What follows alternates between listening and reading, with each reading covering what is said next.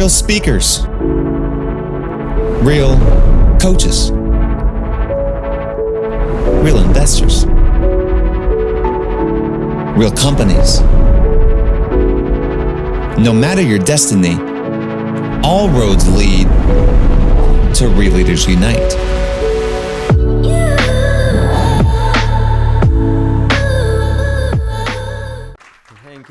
Thank you for that gracious introduction, Kevin.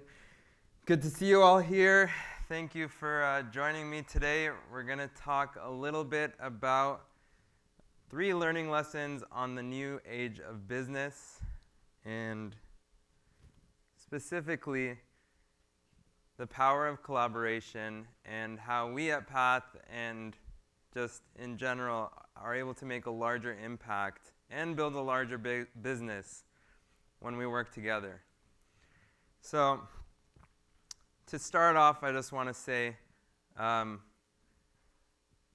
whole approach to business has been through collaboration, and through this new approach, through this new angle that we've taken, we've really learned that the new age of business is collaboration. If you look at a lot of different brands that have been very successful, whether it's Supreme or all different types of brands across the world that have leveraged each other and made a larger brand impact.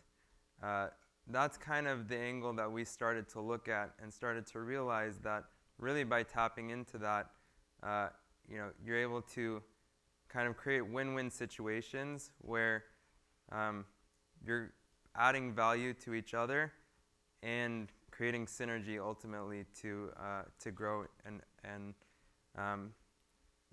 they always say, like, you can go if you go alone, you can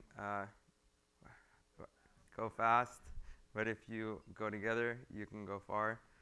And so today we live in a global economy, and it's really not about what can I extract from the other organization or person or whatever it be.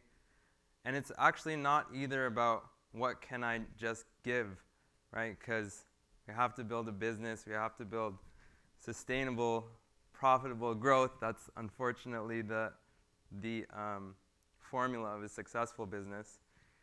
And so it's really about how can we work together, right? And in doing so, at the same time, what added value can I bring along the way? So to go back to it, we'll go to learning lesson number 1. And it all started back in the early years. Young Shadi over here. As you can see, coming as a child of immigrant parents, I was not the coolest looking kid in school. You could probably measure my weirdness by measuring proportional to the gap between my buck teeth. But in that journey of not really being accepted amongst my peers at a very young age, it really allowed me to think about how can I do things differently. It kind of gave me an outsider perspective, for better or for worse, but I look at it as for better.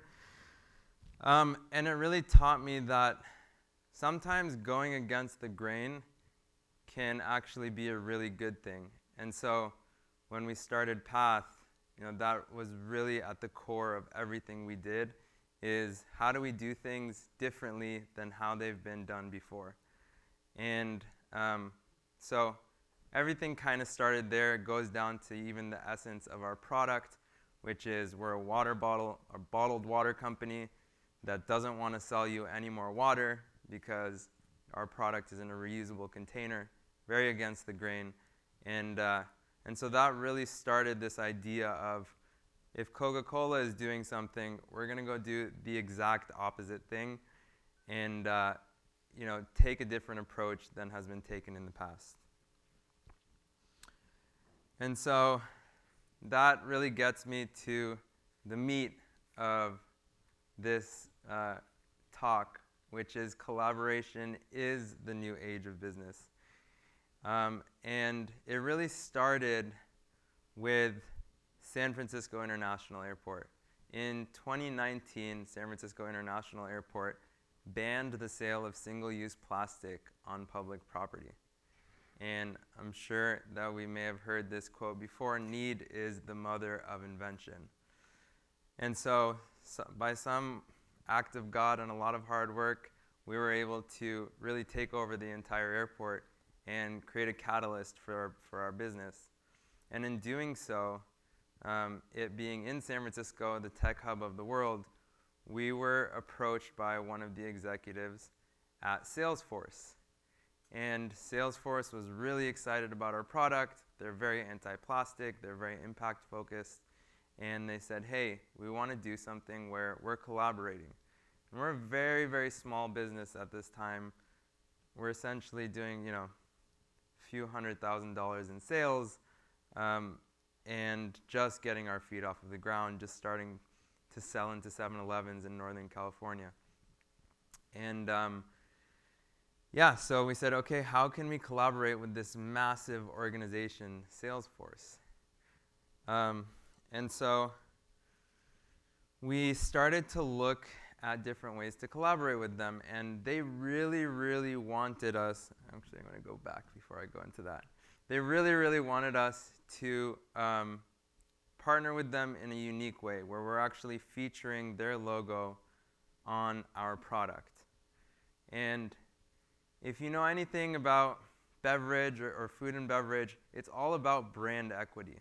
So you can read all the books and all the success stories and the exited founders, et cetera, et cetera. They're always talking about how, as an organization, can we build our own brand, right? If you're private labeling something, for example, there's not as much value to that because you have no brand equity. And so that was really the ideology that was kind of planted in our brains at a very early stage. And so when this massive organization, Salesforce, came to us, we gave them a little tiny spot on the back of our bottle, and we fought tooth and nail over that little piece of real estate on our bottle. And that's why I say, especially when it comes to collaboration, ego can be the killer of growth. And for a long time, we really resisted this idea of collaboration. And we really pushed back against it, and we said, why can't we just have our brand? That's the one that matters, front and center, in these Salesforce offices, at their giant Dreamforce event, et cetera, et cetera. And so that's how we started this program. Later, we had another opportunity where we had an investor, a big investor, and so we made them a special bottle. And slowly over time, we started to let go of this idea that we had to be the only brand that was front and center on our product, on our bottle. And we started more and more to fall into this idea of collaboration. And through that, we quickly started this new program called Partnering to Save the Planet. And over the past few years, that program has been growing like wildfire. So most people know us for our product in retail at Whole Foods and Target and whatever it may be. But in addition to that, those 100,000 retailers that Kevin was very gracious to mention, we've been able to partner with all types of organizations. And this program that we created is going in and completely banning single-use plastic within the entire organization. And over the past few years until today, we've been able to grow that program into partners like Madison Square Garden Sphere, SpaceX, Adidas, several hotel groups, fashion, places where bottled water is never really considered, your typical sales channel. So it's opened up the door for us in so many different ways and so many different avenues. And so all those books, all those advisors, all those, looking back at history and trying to figure out, how we can duplicate what was done before, it just made me think that what we know is one thing, but what we don't know is a completely other thing. And listening to the status quo it can be right in some situations, but it can also limit our ability to grow and to collaborate. So actually, by partnering with these organizations, the value that we found is that we are leveraging our brand, but also their brand equity. Now we're able to lean on their brand equity to create more trust with our consumers, to create different experiences with them. And you have these different organizations now building, pyramids of our product in the middle of their, fitness studio or whatever it may be. Like there's added value that we never would have considered. Being able to do a real leader's bottle, like these types of things are not typical and are really unique and allow us to kind of create a special connection with different partners that we're working with collectively to solve this bigger problem. And so just putting our ego aside has really been a big learning lesson for me, and something I wanted to share. And that takes me to the third learning lesson. And I just, through this experience of collaboration, it really came from one of our newer partners that joined us at some point, that basically he came from a completely different industry and had zero experience in the beverage space. And he actually came from the fashion industry. And in the fashion industry, if you look at our product not as a bottle of water, but actually as a fashion accessory, it completely changes maybe your approach to how you would sell this product, or how you would promote the product, or how you would even build a brand, right? It's just a different strategy overall, different profit profiles, et cetera, et cetera. And so one of the key strategies when it comes to fashion is licensing, right? And so he brought this idea of fashion and accessorizing our product to an industry that largely was focused, again, purely on brand equity. And through this, and through the idea of, again, our ability to co-brand and partner with different organizations and eliminate plastic and make a larger impact together, we were able to launch into retail a completely different concept. And it made me think that really, at the end of the day, most ideas are not really original ideas. They're just kind of recreation of ideas that are already existing in the past, or looking at things from, there's my calendar, a different perspective. And so, few ideas out there are actually new and original. And it made me think of this quote. And I don't know if anyone knows this quote or this song. Pocahontas. Disney original. What I love most about rivers is you can't step in the same river twice. The water is always changing, always flowing. But people, I guess, can't live like that. We all must pay a price to be safe. We lose our chance of ever knowing what's around the river bend, right? A little piece of wisdom from one of our favorite Disney classics. Because when you look back and you say, this is the way that things were done for so long, and this is why they were done for so long, we forget that on a day-to-day basis, the world and the economy are changing, and the needs of the global economy are changing, right? And so, yes, we should take the lessons that we learned looking back, and the reasoning behind it may be sound for some time, but we should always question it. And we should always try different approaches and new angles at things, and try to see, how that really integrates into the new age of the world. And I truly believe that collaborating together we can make a much larger impact than any single organization has alone. And so going back to this story of licensing, we started not only partnering with different organizations to eliminate single-use plastic, we also started partnering with different brands, right? Different intellectual properties. And we were able to partner with Hasbro and Mattel with Barbie and Nickelodeon, et cetera, and launch all of these new collaborations of our product.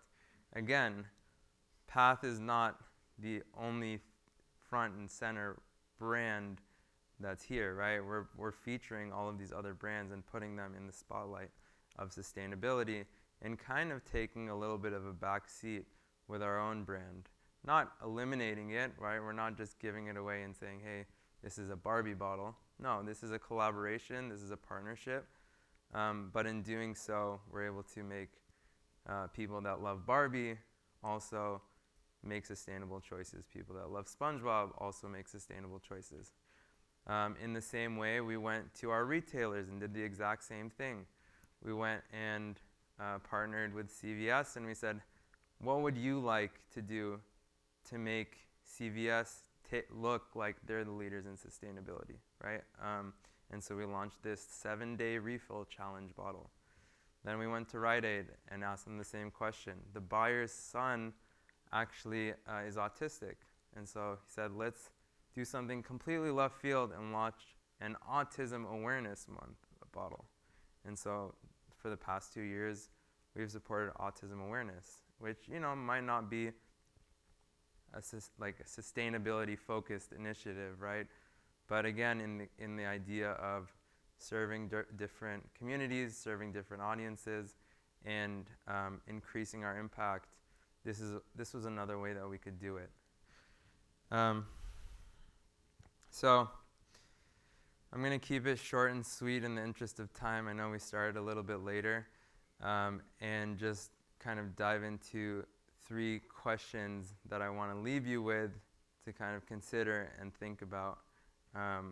Rather than having more of an open discussion, I think I'll just leave you with these questions to simmer on. Number 1, what are you doing with like-minded organizations to collaborate and leverage each other to create synergistic value?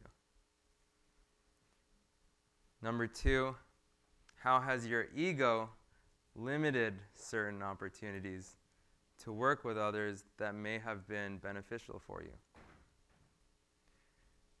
And last but not least, do you have any examples of working with people or organizations from outside or different industries? And if so, how has that impacted your story? And how has that, you know, brought a fresh perspective to what you're doing? So I'll leave it at that for today. I know we all have had a pretty exciting past few days. Thank you very much to Kevin and everyone for hosting. And I wish you all safe travels home. Real speakers. Real coaches. Real investors. Real companies. No matter your destiny, all roads lead to Real Leaders Unite.